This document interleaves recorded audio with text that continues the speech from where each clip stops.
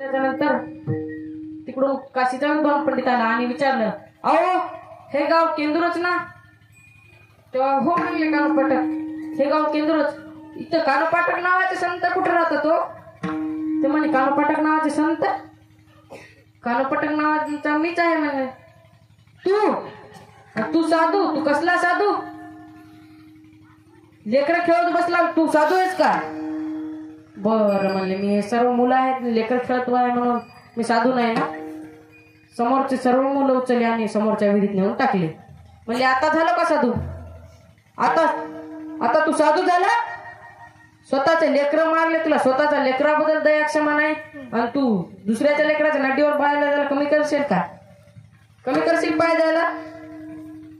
बरं म्हणे, आता मग लेकरं मेले म्हणून सुतक पडलं ना.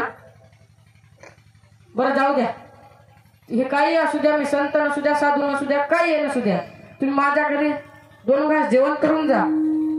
तितक्या दुरून काशीहून आले तुम्ही माझ्या घरी, 2 घास गरीबाच्या घरचं जेवण करून जा.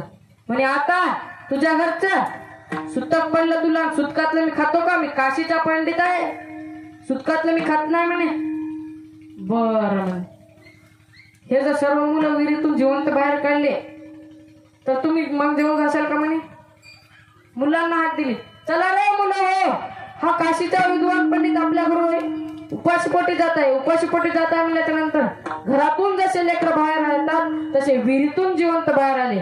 माझा दृष्टांत संपला, पण सिद्धांत आहे का?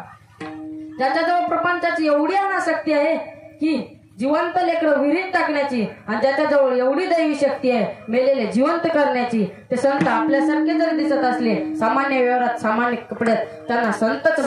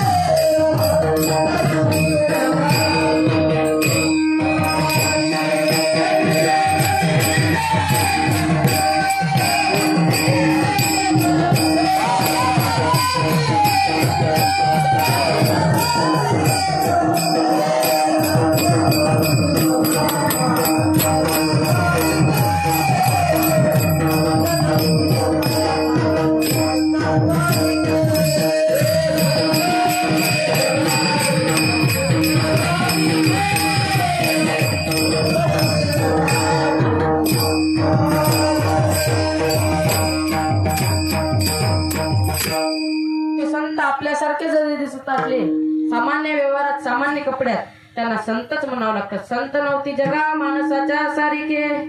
हो, त्या काळी जर समाजाला तुकोबाराय कळाले असते तर त्याच गावच्या मंबाजी बुवा काठीनं बदलून काढलं नसतं, कपड्याच्या चिंध्या केल्या नसता, काठी तुटोस तोर मारलं नसतं, जर त्या काळी जर समाजाला कळाली असते.